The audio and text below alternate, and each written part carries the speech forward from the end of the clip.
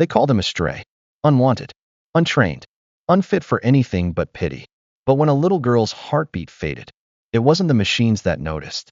It was him, a German shepherd once left for dead, who refused to believe she was truly gone.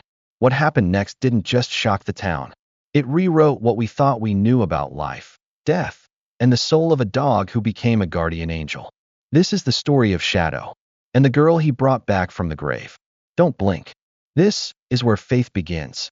Setting: early spring, outskirts of Cedar Hollow, Oregon, a small town nestled at the edge of the Appalachian foothills, where bare oaks and pines cast long shadows under a steel-gray sky. The wind carried a lingering chill, but beneath it, the earth was beginning to stir awake. The last traces of snow clung to the forest floor, patches of white melting into soft, muddied trails. Daniel Brooks guided his truck off the narrow gravel road and parked near the edge of Hawthorne Trailhead. This place hadn't changed much. The same bent wooden sign, the same moss-covered boulders that Emma used to climb when she was younger, before her mother passed. Before everything shifted like tectonic plates beneath their lives. Daniel stepped out of the vehicle, the wind tousling his short dark hair. He was in his early 40s, lean but wiry, the kind of man whose body bore silent testimony to years of physical labor and private grief. His once bright hazel eyes were dulled by fatigue, lined by sleepless nights spent at a home transformed into a maze of pill bottles, seizure monitors, and whispered prayers. He adjusted his flannel jacket and opened the back door. "Ready, sweetheart?" Emma hopped out, her boots crunching against the half-frozen earth. At 6, she was a wisp of a girl with wheat blonde hair braided unevenly by her own hand, and storm-gray eyes that mirrored the sky above. Her face, round and pale, was often somber until she smiled. Then it glowed. She clutched a tiny bouquet of dandelions. "Mom said they're the strongest flowers," she said matter-of-factly, glancing up at her father. "They grow anywhere, even when nobody wants them to." Daniel's throat tightened. She did say that. They walked in silence up the trail. The trees stood like sentinels, skeletal against the morning fog. Here, in this wild stillness, Daniel often heard the echo of Jennifer's laughter. His late wife had loved this trail, particularly in spring, when the wild irises bloomed like shy prayers along the path. She had once photographed Emma here, sitting beneath a sycamore, her face sticky with blackberry juice. Now, all that remained was memory. Emma wandered ahead, her small boots pressing soft indentations into the damp earth. Daniel kept a watchful eye, one hand tucked in his coat pocket, the other wrapped around the strap of a worn canvas bag containing Emma's emergency seizure medication. He never left home without it. Not since the first seizure, not since the ER visits, not since the specialist who'd said Emma's condition was complex and evolving. As they reached the ridge, a place Jennifer once called Sunset's Cradle, Emma knelt beside a small pile of stones and placed the dandelions gently. "She always liked yellow," she whispered. Daniel didn't reply. He was too focused on the hollow ache in his chest, the kind that deepened in moments like this. But then Emma froze. "Daddy," she said, her voice hushed but urgent. "Did you hear that?" Daniel looked around. Only the wind, the rustle of branches, and the distant call of a red-tailed hawk. "Hear what?" Emma didn't answer. She was already moving, veering off the trail into a copse of old oaks where the undergrowth grew tangled. Daniel followed, alarm creeping in. "Emma, wait." She stopped near a large fallen tree, its trunk half buried under leaves and moss. She dropped to her knees and leaned forward. "It's okay," she whispered. "We're not going to hurt you." Daniel reached her side just in time to see what she'd found. A puppy, a German shepherd, maybe 3 months old, huddled beneath the rotted log. Its fur, once likely a deep sable, was now matted with blood and dirt. One hind leg stuck out at an awkward angle, clearly broken. Worse were the burns, circular patches of fur seared away, revealing angry, blistered skin. Cigarette burns. Daniel knew the signs. He had treated dogs like this once, back before grief made him close his veterinary clinic. Back before Jennifer. Emma looked up, eyes wide and brimming. "He's hurt bad. Just like me, after the car." Daniel knelt down slowly. The puppy flinched, but didn't growl. Its eyes, startlingly intelligent, locked onto Emma, then him. There was no panic, no thrashing. only quiet endurance. That unnerved Daniel more than anything. He removed his jacket and gently wrapped the pup. It let out a weak whimper, but didn't resist. He knows, Emma said softly. He knows we're helping. Daniel glanced down at her. There was no fear in her voice. Only certainty. The kind Jennifer used to have. They returned to the truck in silence. Daniel laid the puppy on the back seat, improvising a cushion from their spare blanket. The drive back to town was quiet, save for the soft sounds of the injured dog shifting now and then. Emma never took her eyes off him. She had already named him.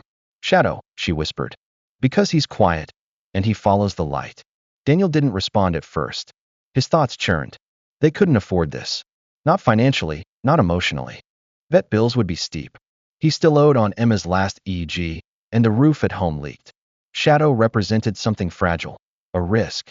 But then Emma reached over and placed her small hand on the puppy's head. And the dog, despite the pain, closed its eyes and leaned into her touch. Daniel sighed. The kind of sigh that comes from surrendering to something you already know you're going to do. Something deeper than logic. Something sacred. All right, he said at last. Let's get him some help. As they pulled into the parking lot of the Pinewood Veterinary Outreach Center, Daniel's breath caught. This place used to be his. Before Jennifer died, he'd poured his heart into these walls. Now it was managed by Dr. Sarah McLean, a no-nonsense woman in her early 50s, tall and angular, with silvery hair always tied in a loose bun. She had been Daniel's mentor once, a fierce advocate for rescue animals and underfunded causes. Her personality was sharp as winter air, brisk, efficient, but not unkind. She'd lost her own son in Afghanistan 10 years prior. Since then, she'd thrown herself into work with almost religious fervor. Inside, the clinic smelled of antiseptic and eucalyptus. Sarah looked up from the counter, her blue eyes narrowing as she saw Daniel. Well, I'll be damned, she muttered. I thought you'd sworn off vet work for good. Daniel gestured to the bundle in his arms. Not today. She led him to an exam room without further comment. Her hands were clinical but gentle. She didn't ask many questions, just focused on saving what could be saved.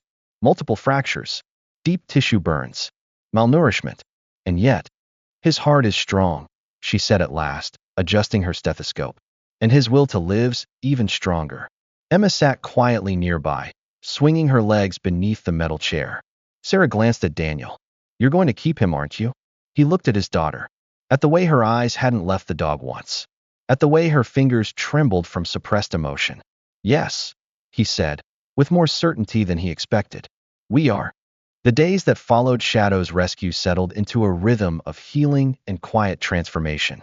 Early spring gave way to softer winds and a fragile bloom of crocuses along the roads of Cedar Hollow. Inside the modest Brooks home at the edge of town, the presence of the German Shepherd pup, though injured and limping, had altered the emotional temperature of the house. There was a stillness to the dog, a patience beneath his pain, as if he somehow understood the fragility of the girl who now read to him by the fireplace. Shadow's recovery was overseen by Dr. Sarah McLean with a precision that belied her gruff demeanor. She visited the Brooks home daily for the first week, usually in the early mornings, always in her battered gray coat and faded jeans. Sarah was tall and thin with a narrow face that seemed carved from resilience itself. Her hands moved with quiet authority, whether resetting a splint or checking for infection. She rarely smiled, and when she did, it came more from satisfaction than sentimentality. She had once been warm. Daniel remembered that from his early days in veterinary school, but her son's death in Helmand Province had turned that warmth inward, like a candle cupped against the wind. By the end of the second week, Shadow was bearing weight on his leg, limping carefully across the floor to lie beside Emma during her afternoon story sessions. She'd taken to reading aloud from her picture books, her voice low and deliberate, often glancing at Shadow, as if expecting him to nod in understanding. The dog never made a sound during these moments, but his ears stayed perked, and his eyes remained on her, watchful, intent, as though guarding every syllable. Daniel watched from a distance. He had never seen Emma this still for this long. Usually, her body twitched and spasmed from time to time, subtle neurological reminders that her condition was always looming. But now, there were long stretches of calm. One day passed, then 3, then an entire week with no seizure. It was the longest stretch she'd had in over a year. That night, after Emma had gone to sleep with Shadow curled up near the foot of her bed, Daniel sat alone at the kitchen table, flipping through a worn medical journal from a time he'd almost forgotten. Beside it was the mail, mostly bills, a coupon flyer, and a thick white envelope postmarked from Pinecrest Hospital. He opened it reluctantly. Dear Mr. Brooks, this is a second notice regarding your outstanding balance of $12,436.44 related to Emma Brooks' neurology consultations, EEG tests, and follow-up visits. If not addressed within 30 days, the account will be referred to collections. He didn't finish reading. He folded the letter and tucked it under the journal. The numbers were like frostbite, numb at first, then painful when they settled in. He poured himself a small glass of bourbon and sat staring at the silence. The knock came just before midnight. Daniel opened the door, expecting perhaps a neighbor or a sheriff on patrol.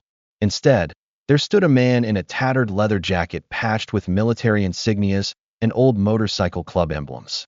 He had a thick beard now graying at the chin, deep creases around his eyes, and shoulders that once held pride but now sagged from time. Hey, Danny. Daniel's body stiffened. Lucas. Lucas Ward stood uneasily on the porch, one hand gripping a duffel bag, the other shoved into his coat pocket. 10 years. 10 full years since Daniel had last seen him. Back when Jennifer was alive. Back before Lucas had disappeared into some half-named corner of the country after a bar fight turned felony. There had been letters at first, then silence. I heard about Jen. I'm sorry, Lucas said, voice rough like gravel dragged across old regret. Daniel didn't move. You're 10 years too late. Lucas's jaw flexed, but he nodded. I deserve that. But I ain't here for me. I came because I heard Emma's not well. I wanted to see her. Daniel let out a breath, half laugh, half bitterness. And what? Show up after a decade and make things right with a teddy bear and a sorry. I got more than a teddy bear, Lucas said. I got training. Field medic. Afghanistan. I know seizures. I know trauma. I can help. The word help hung in the air like a challenge. Daniel stepped aside slowly. Inside, the warmth of the house contrasted the March cold. Shadow rose at the sight of the visitor, his body still stiff from injury but posture alert. He didn't growl, but he didn't welcome either. Lucas froze. That your dog? Daniel nodded. Emma's really. We found him the day we visited the trail. She named him Shadow. Good name. Lucas crouched slightly, extending a hand. You're a protector, huh? Shadow studied him, then blinked slowly. Neither submission nor trust, but cautious tolerance. Emma stirred upstairs. Daniel nodded toward the guest room. You can sleep there. We'll talk in the morning. Lucas walked in with the hesitation of a man who knew what bridges he'd burned. The next day unfolded in quiet observations.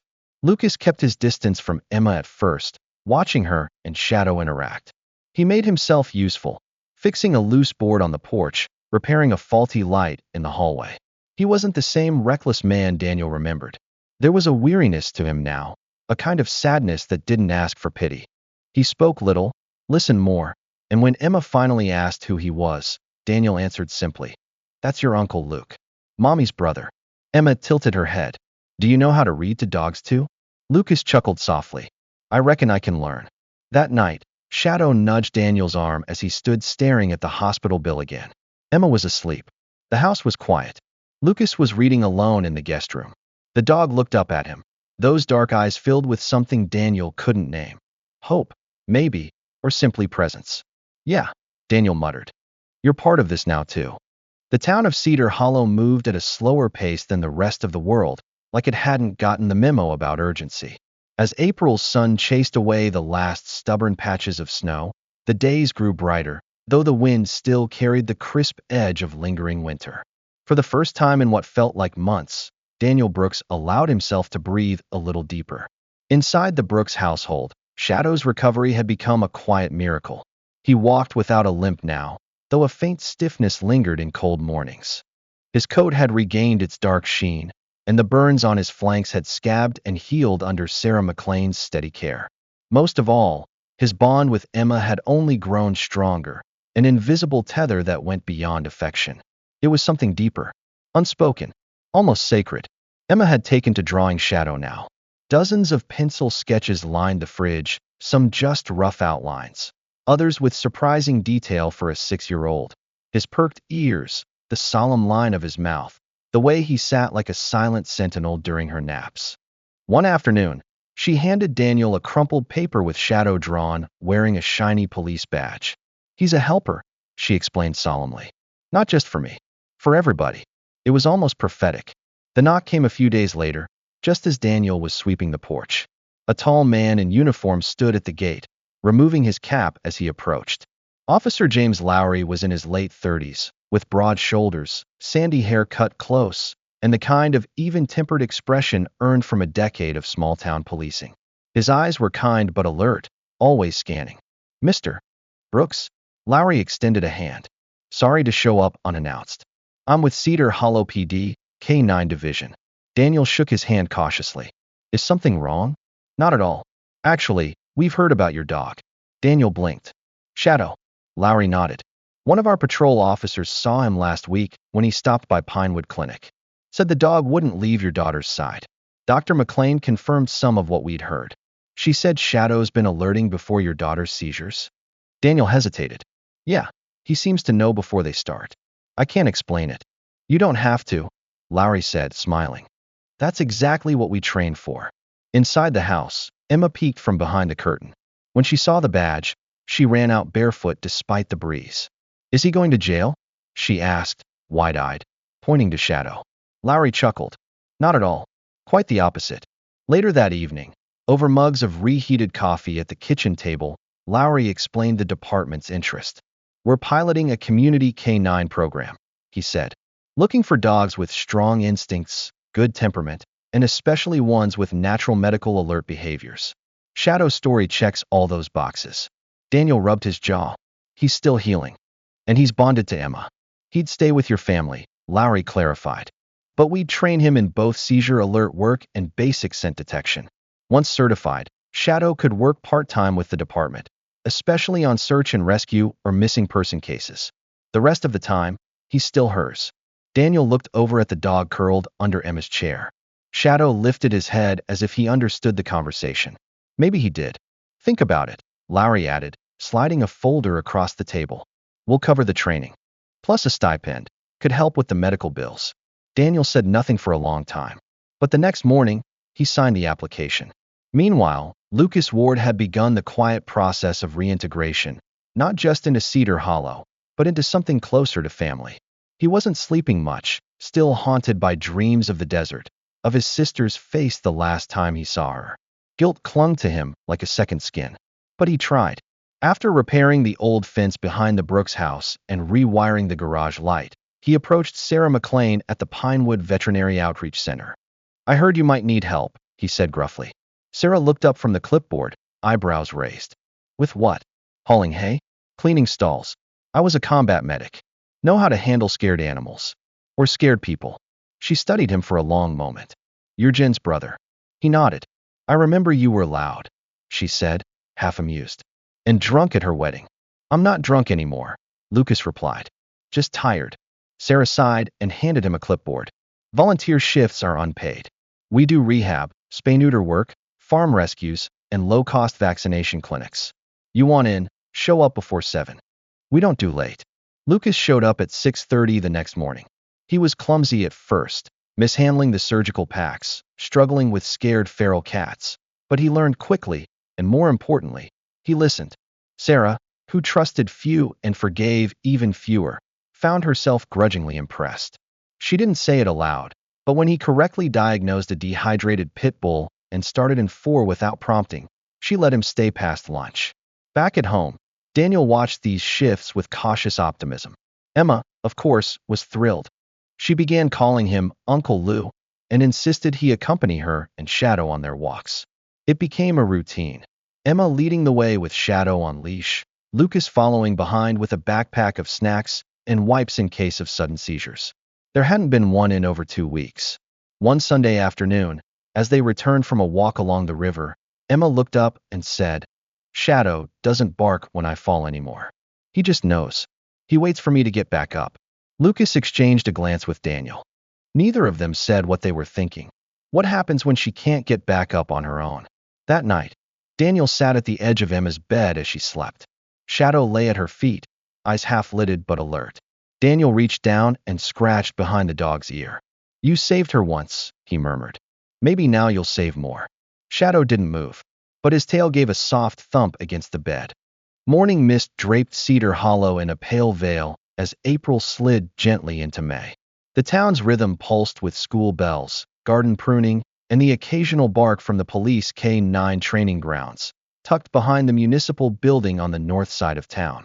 There, on a gravel course lined with cones, scent dummies, and mock vehicles, Shadow ran with the precision and grace of an athlete born, not trained. Officer James Lowry stood with arms crossed, watching the German Shepherd navigate the agility course for the third time that morning. Your dog's got something special, he muttered, not for the first time. He turned toward Daniel Brooks, who stood beside him, hands in the pockets of a faded windbreaker, a cautious smile playing on his face. He learns in half the time it takes the other dogs, and that's with no formal imprinting.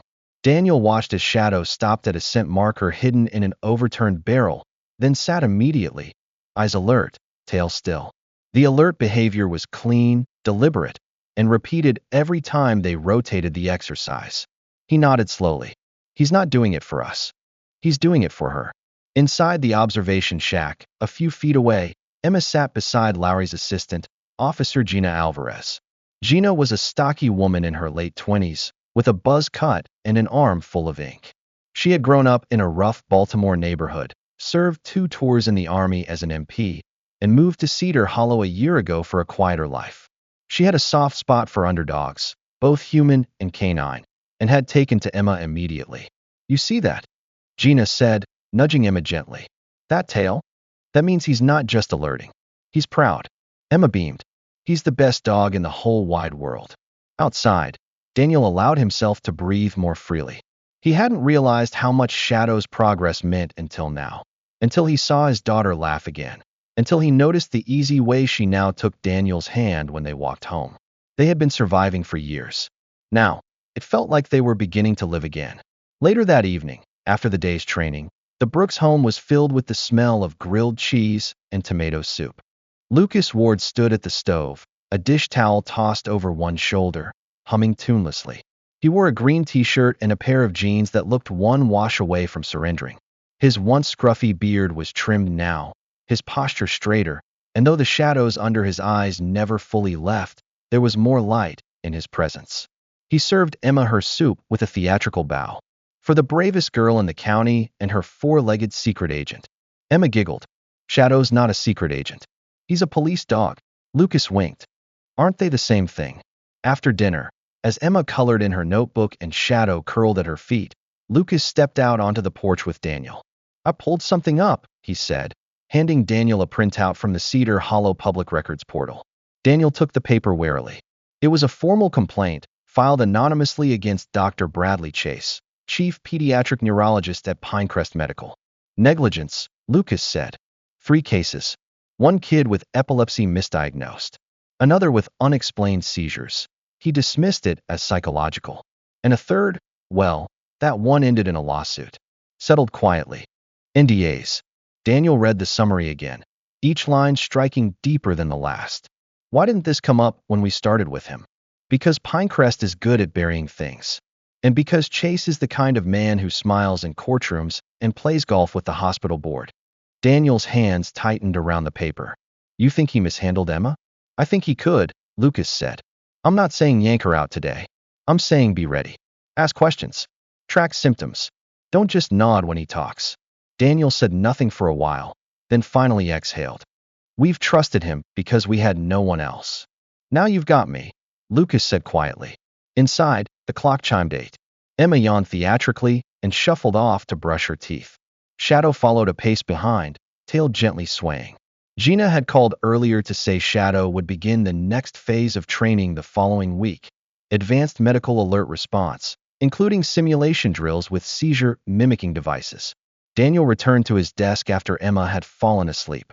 He opened a notebook and began documenting every seizure, every episode, every moment Shadow had responded in advance. He noted the subtle differences, the timing, the physical signs, the intervals of calm. There were fewer episodes now, fewer ambulance visits. Shadow was becoming more than a dog. He was becoming the thin line between chaos and calm. Lucas entered quietly and set a cup of tea on the desk. "She's proud of you, you know," Lucas said. Daniel looked up. "Jen," Lucas clarified. "She always believed you'd be the anchor." Daniel's throat tightened. "I don't feel like an anchor. Most days, I feel like a cracked boat." Lucas shrugged. "Cracked boats still float. Sometimes they carry the most weight." Daniel smiled faintly. "Since when did you start talking like a therapist?" "Since I started listening," Lucas said, tapping the top of the laptop. "And digging. You want me to keep looking into Chase?" Daniel nodded slowly. Quietly. "We don't need trouble. We just need the truth." That night, Daniel stood at the doorway of Emma's room. Shadow lifted his head as if on cue. The two guardians exchanged a glance, a shared watchfulness between man and beast. "Keep her safe," Daniel whispered. Shadow lowered his head, eyes still trained on the little girl's steady breathing. The morning of Shadow's vesting ceremony arrived with a kind of breathless anticipation. The people of Cedar Hollow gathered in the grassy courtyard behind the police department, where rows of folding chairs had been set out facing a modest platform decorated in blue and gold. A flag flapped steadily in the spring breeze. The sun peeked shyly through passing clouds, promising a day of soft light and cool winds. Among the guests were officers in uniform, local journalists, families of fellow K-9 graduates, and of course, the Brooks family. Emma Brooks sat in the front row, her hands folded neatly over a pale blue dress patterned with tiny yellow flowers. Her blonde hair was pulled back into a braid by their elderly neighbor, Mrs. Kavanaugh, who had insisted on helping. Emma's face held a kind of quiet pride, not the boastful kind, but the kind that glowed softly from the inside out. She glanced every so often at Shadow, who sat beside her with the practiced stillness of a trained guardian.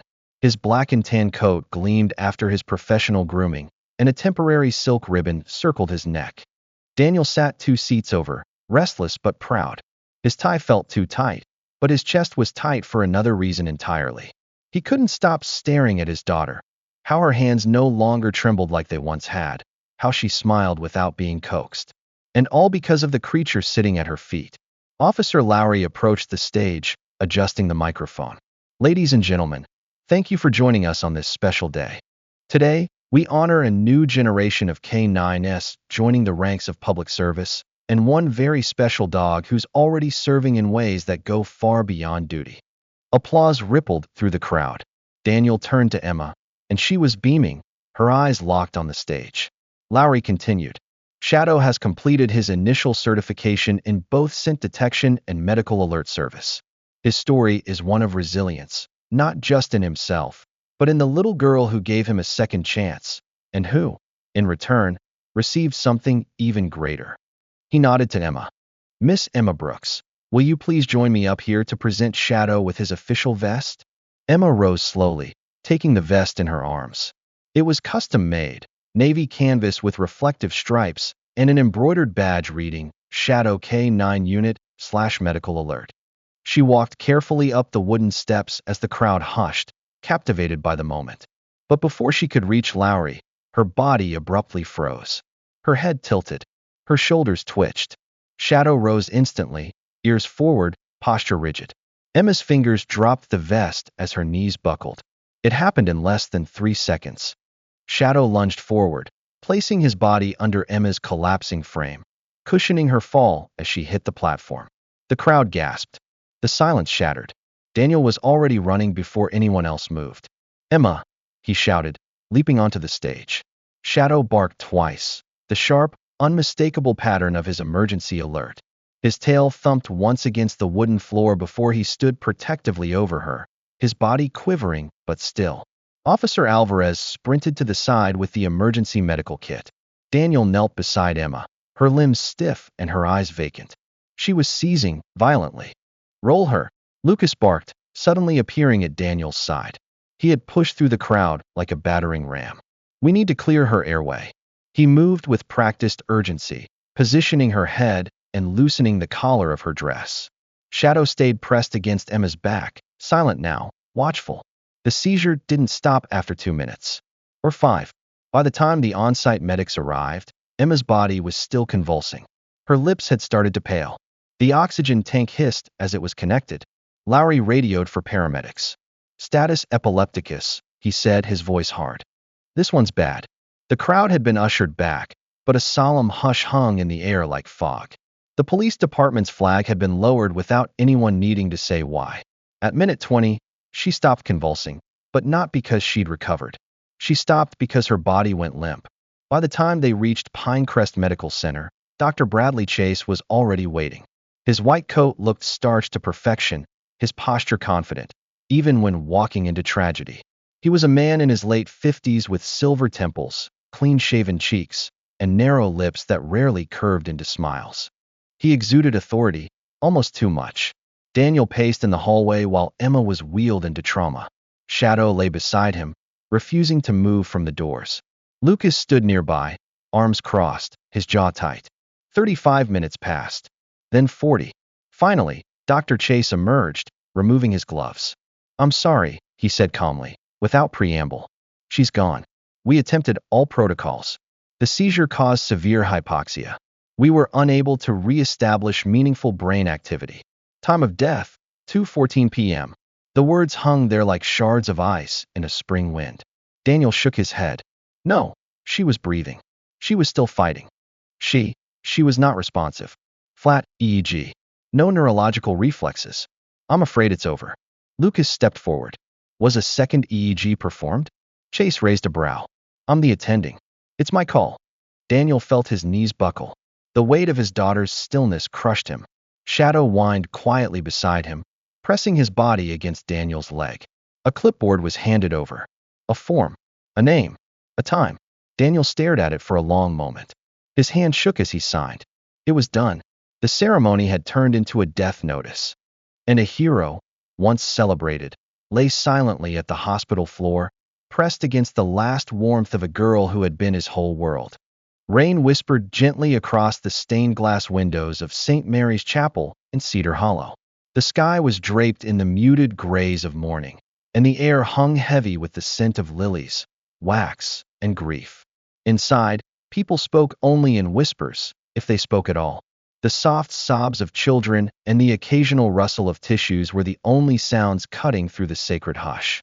It was the kind of stillness that wrapped itself around the heart like a slow, suffocating vine.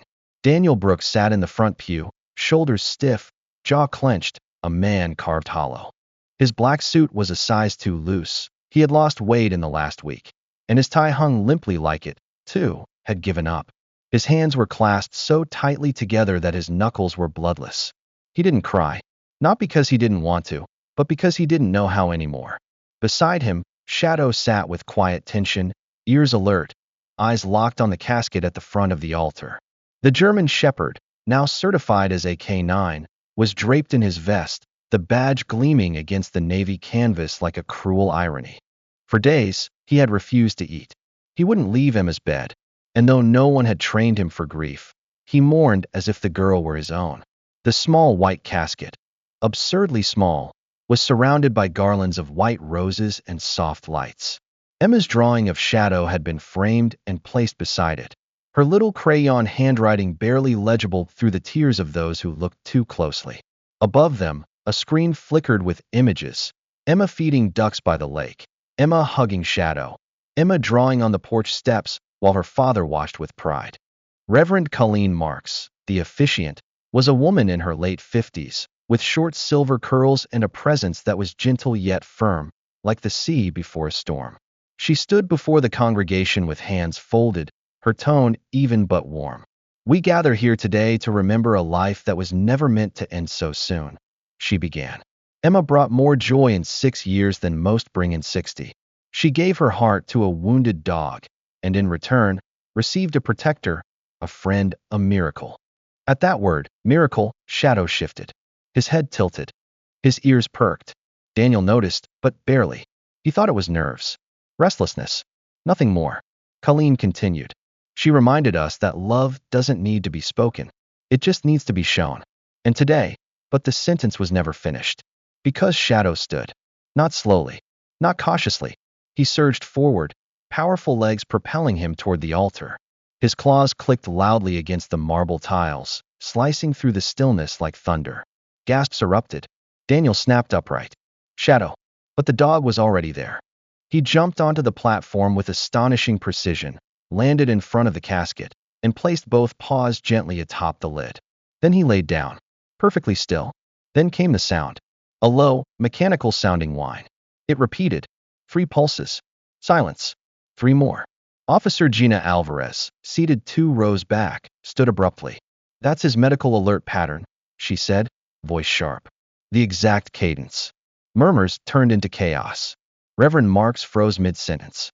Daniel stumbled forward, his breath catching in his throat. He's confused, one of the funeral directors whispered, trying to restore calm. He's reacting to scent memory. But Lucas Ward was already moving. Lucas, in his pressed black military dress uniform, eyes burning like twin torches, leapt up the steps 2 at a time.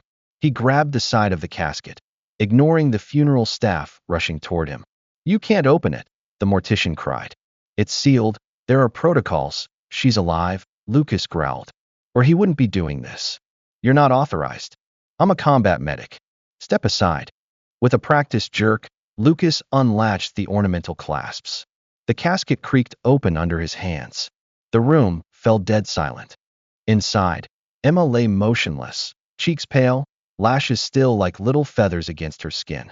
But then, her chest rose. Barely. A breath. So shallow that only someone who had once checked for life on a battlefield would have noticed. Lucas leaned in, placed 2 fingers against her neck, and then looked up. She's got a pulse, he said, voice trembling. Faint, but steady. Shadow let out a single, soft woof. Reverend Marks collapsed to her knees in prayer. Gina sprang into action. Call the EMTs. We need a cold response team. Now, a woman from the back of the chapel ran forward. Sarah McLean, Cedar Hollow's retired pediatric nurse. A tall, slender woman in her 60s with a composed face lined by decades of sorrow and care. Sarah had lost a child herself 30 years prior and had never truly spoken of it. But now, her hands moved with professional precision. Pulse ox 78, she said, pressing a portable reader to Emma's finger. We need oxygen. She's hypothermic. Get blankets. Compressions ready just in case.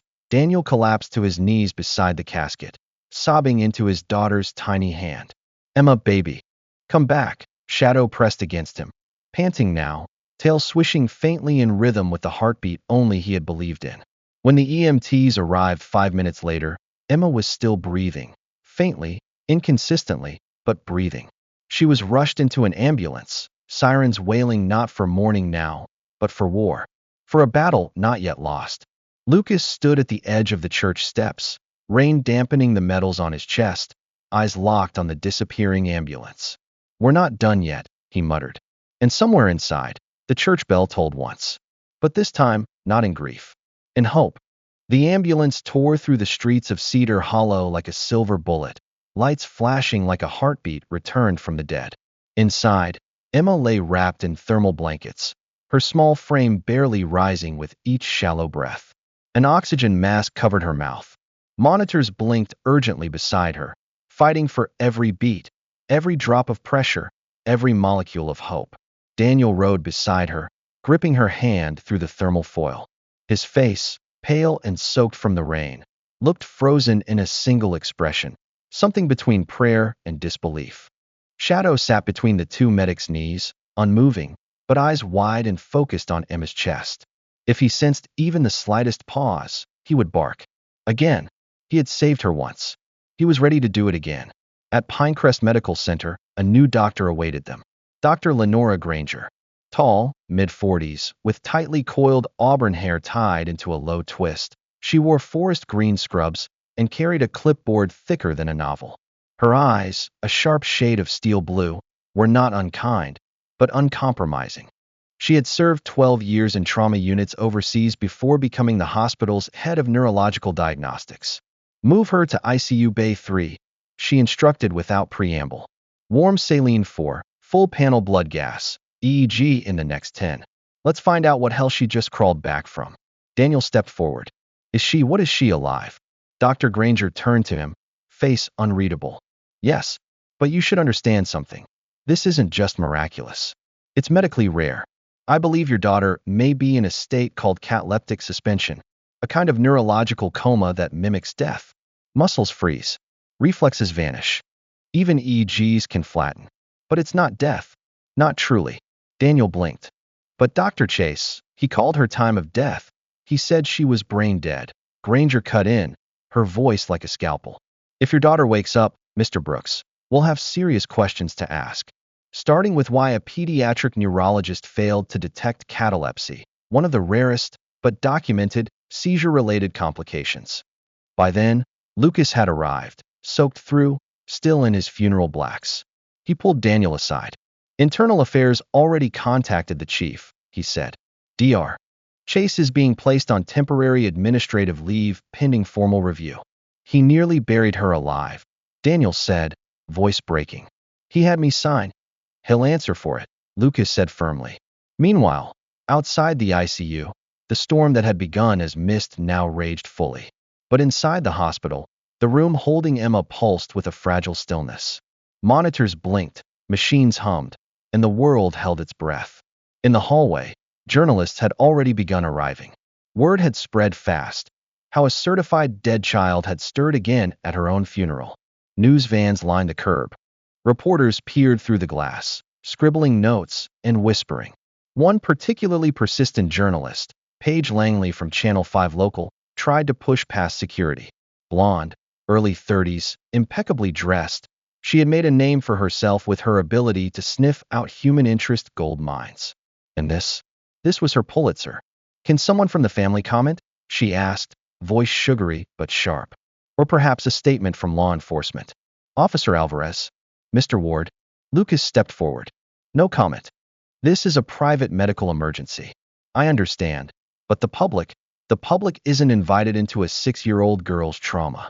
She took the hit, gracefully, stepping back with a composed smile. Understood. But just know, we will be covering this. And we will find out why a hospital almost declared a living child dead. Back inside, Shadow hadn't moved. He lay at the foot of Emma's bed, his eyes never leaving her face. Occasionally, his ears flicked toward the machines.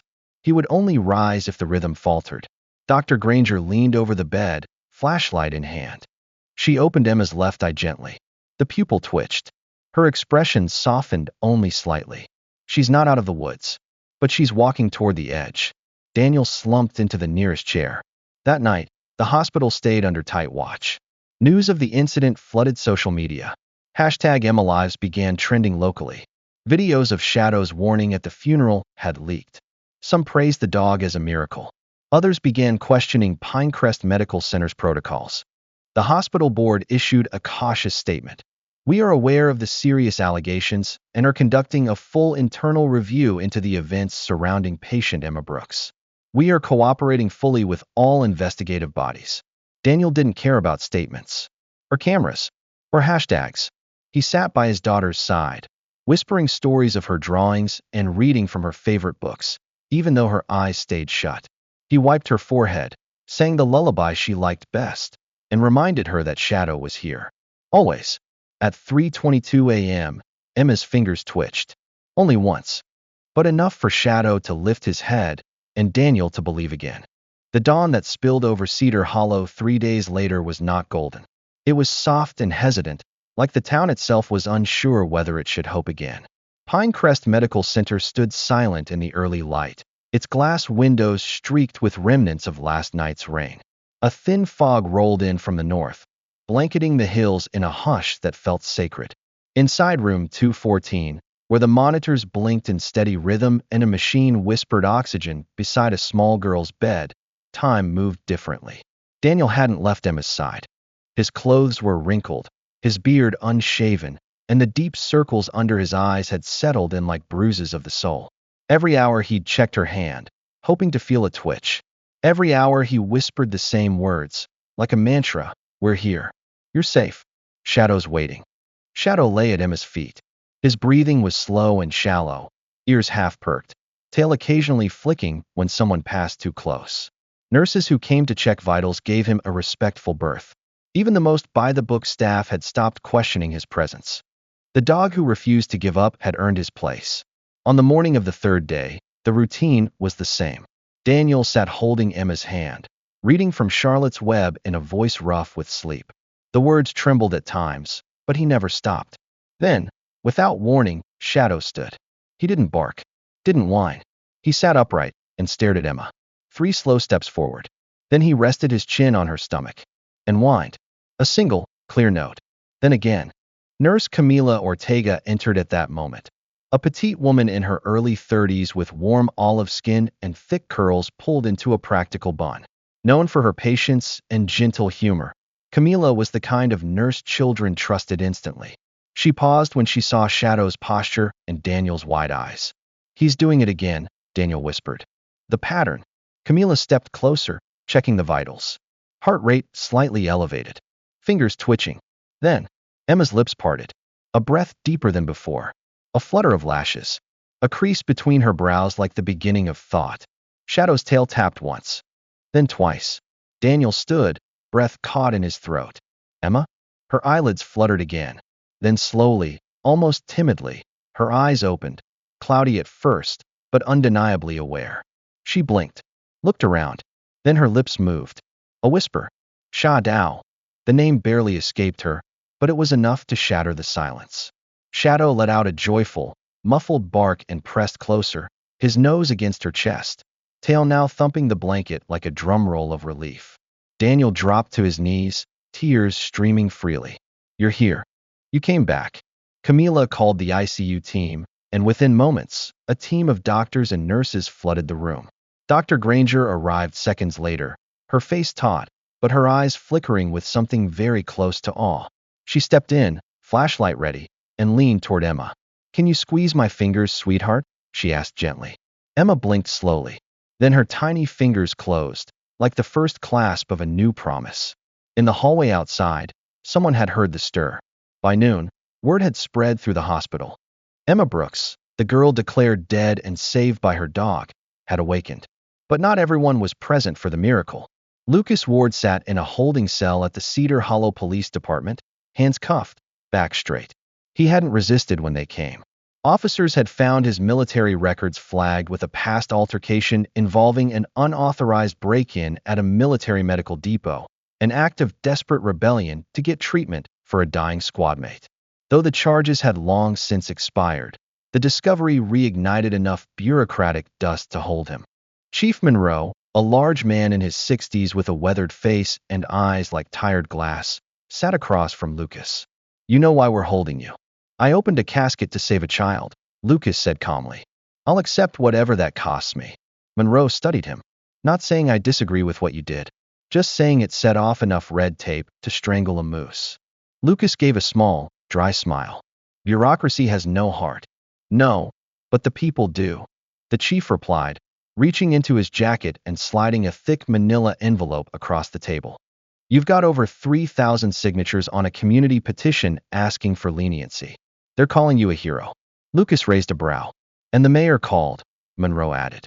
"Said if I charge the man who just exposed malpractice and saved a child's life, I'll have my badge on the desk by Monday." Lucas sat back. "I'm not saying you're free," the chief warned, "but I'm saying you'll probably walk." Back at the hospital, Daniel sat beside Emma once more, now surrounded by balloons and flowers.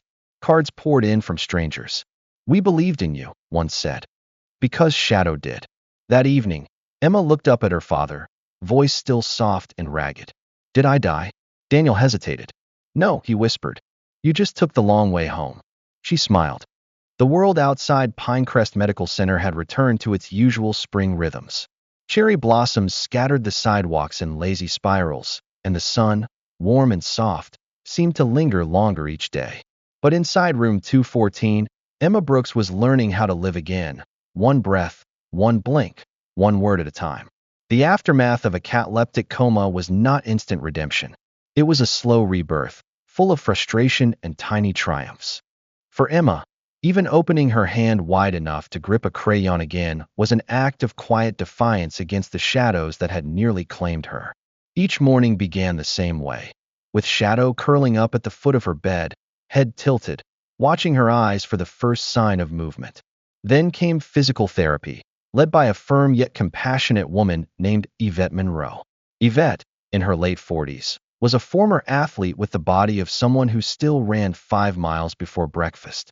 She had cocoa-toned skin, cropped curls, and the kind of voice that could coax a stubborn child into lifting their arm without complaint. She didn't talk down to Emma. She spoke with her. "Today we're going to feed the dog," she'd say, holding a spoon filled with pudding. "Can Shadow wait while we finish this?" Emma, weak but determined, would raise trembling fingers toward the spoon, eyes darting toward her canine guardian as if she didn't want to disappoint him. Every muscle fought to cooperate, and yet she tried. Again and again. By the third week, she could say his name clearly. Shadow. By the fourth, she drew his shape on paper. Crude at first, a child's shaky lines, but unmistakably him. Upright ears, strong tail, loyal eyes. Her hand trembled less each day. The staff called her recovery a miracle. But outside her room, larger storms brewed. The state medical board had arrived in Cedar Hollow. Two black sedans parked outside the hospital, marked with nothing but state license plates and the quiet authority of oversight. Among them was Meredith Park, a sharp-featured woman in her early 50s with iron gray hair and a wardrobe of tailored navy suits. Her voice was soft but slicing, each sentence delivered with the precision of a courtroom gavel. She began interviewing every staff member involved in Emma's misdiagnosis. Dr. Chase had resigned before the hearings began, citing personal medical leave. But the board wasn't stopping with him. They wanted to know why the EEG logs were never double-checked, why Emma's medical file had been marked final without a secondary review, why it took a dog to save a child when the machines had failed. Daniel found himself summoned twice to testify. The second time, he was joined by Emma, sitting in her wheelchair, sketchpad in her lap, her small hand holding a crayon tightly. "She's here," Daniel said, gesturing gently to his daughter. "That should be your first and last piece of evidence." Meredith Park didn't smile, but she nodded. Amid the medical investigations, legal proceedings began to unfold. The Brooks family was approached by an attorney named Alan Rourke, a broad-shouldered man in his early 60s with a grizzled beard, a booming voice, and the demeanor of someone who had fought large institutions before and had lived to tell the tale. "I've seen these cases," Alan said during their first meeting in the family's living room. "Families like yours rarely get justice, but I'll be damned if we won't make them try." The civil suit was swift and thorough. Within 2 months, the state board and Pinecrest Medical Center settled, agreeing to lifetime medical care for Emma and an official public apology. But the Brooks family didn't stop there. Daniel, whose grief had once turned into silence, now found a new kind of voice. He, along with Lucas and a few hospital allies, decided to launch a foundation in Emma's name, Emma's Light, dedicated to supporting children with rare neurological conditions, especially those from low-income families. "Every child deserves to be seen," Daniel said at the foundation's launch, standing before a modest crowd of local supporters, medical professionals, and parents of chronically ill children. "We were lucky. Others may not be." Emma was present at the ceremony, sitting in her wheelchair in a pale yellow dress, her hair pinned with tiny sunflowers. She didn't speak during the event. Words were still coming slowly, but she handed out her drawings to other children. Each drawing was of Shadow, each one unique. One child asked her, "Why do you draw him so much?" Emma answered, carefully, syllable by syllable, "He found me." The town rallied behind her. Donations poured in. Local schools began art drives for Emma's Light. A retired firefighter auctioned his vintage motorcycle. Even Paige Langley, the reporter from Channel 5, ran a primetime feature titled "The Dog Who Defied Death." Shadow, once a battered stray beneath a forest oak, was now a symbol of unwavering love. Children wrote him letters. Seniors mailed him dog treats. A sculptor from Asheville sent a proposal for a bronze statue outside the hospital. Through it all, Emma healed. She began standing with support. She laughed again, light, breathy giggles. And every time she stumbled, Shadow was beside her. Winter arrived in Cedar Hollow like a breath held too long. It fell gently at first, soft flurries tumbling across rooftops, frosting tree branches like sugar. By the end of the week, the ground was blanketed in quiet white, and the town took on a hush of memory and magic. For the Brooks family, this was the first winter since the miracle, the first time they saw snow not as a cold reminder of loss, but as something that could cradle joy again. The backyard of their home had been transformed since the spring. A wheelchair-accessible ramp curled down toward a wide-open lawn framed by tall cedar trees. Wind chimes danced in the breeze, and a wooden bench now bore a small plaque that read, "To the ones who came back, and the ones who never left." Emma sat wrapped in a thick burgundy coat, her hands gloved in blue, and a fuzzy white hat pulled snugly over her ears. Her cheeks were rosy with the cold, her nose slightly pink, and her smile radiant. Shadow dashed through the snow with a vigor that seemed to defy age. His thick winter coat shimmered under the pale sun, and his paws sent flurries flying with every bound. He was larger now, stronger, and fully certified as both a medical alert dog and a community canine ambassador. But today, he was just her best friend again. "Go, Shadow," Emma called, her voice still soft but stronger than ever. She pointed toward the cedar tree. "Catch the wind." Shadow ran in wide arcs, circling her wheelchair. His paws left deep prints in the untouched snow. After a few laps, Emma tilted her head and giggled. "Daddy, look," she shouted to Daniel, who stood by the porch with a mug of coffee steaming in his hands. Daniel stepped down into the yard and followed her gaze. From above, the paw prints made a near-perfect heart around Emma. A broken, lopsided heart, but beautiful, whole in its imperfection. "That dog," Daniel whispered, awe in his voice, "still finds new ways to say he loves you." Shadow trotted back, tongue lolling, tail wagging, and pressed his forehead against Emma's knee. "Best boy," she whispered, stroking his head gently. Inside the house, Lucas sat at the kitchen table sorting through a stack of grant applications and rescue reports. The table was cluttered with highlighters, binders, and an open laptop displaying the homepage of Emma's Light Foundation. After months of background checks, legal reviews, and interviews with veterans, lawyers, and community leaders, Lucas had not only been pardoned for his past military offense, he had been named executive director of the organization he helped build from ashes. He wore a navy flannel shirt, sleeves rolled up, glasses perched at the edge of his nose. His hair had grown a bit, and his beard was neatly trimmed now. He looked older than his years, wiser too, but there was a light in him that hadn't been there last winter. Purpose had returned. Across from him sat Natalie Reyes, the foundation's new social media coordinator. 26, petite, with sharp eyes and dyed blue-black hair in a bob. She had a quick wit, a huge heart, and a history of rescue work. She had met Lucas during the initial grant writing phase and was the one who'd coined the foundation's motto, "From hurt to healing, one paw at a time." "We've got another shelter application," Natalie said, pointing to a folder. "This one's from upstate. They've got 6 senior dogs, 2 with PTSD from abuse cases. They're hoping to enroll 3 in medical alert training if we can fund the handlers." Lucas nodded slowly. "Send them the starter grant packet and arrange a site visit." Natalie raised a brow. "You're going personally?" "Of course," he said, scribbling a note. "We don't just help dogs. We give them purpose. Like Shadow." She smiled. "Like Emma too." That afternoon, local news arrived to film a follow-up story. Emma sat in the yard, Shadow at her side, answering gentle questions from a smiling reporter named Mark Hadley, an older man with gray hair and a grandfather's voice. "What's the best thing Shadow ever did for you?" he asked. Emma looked at the sky for a moment, thinking. "He didn't leave," she said softly. "Even when I couldn't talk. Even when I couldn't move. He stayed." The segment aired that evening under the headline, "Snow, Second Chances, and the Heart of a Dog." At sunset, as golden light poured across the snow, Emma sat with her drawing pad and began to sketch. Her lines were steadier now. Shadow lay curled at her feet, dozing.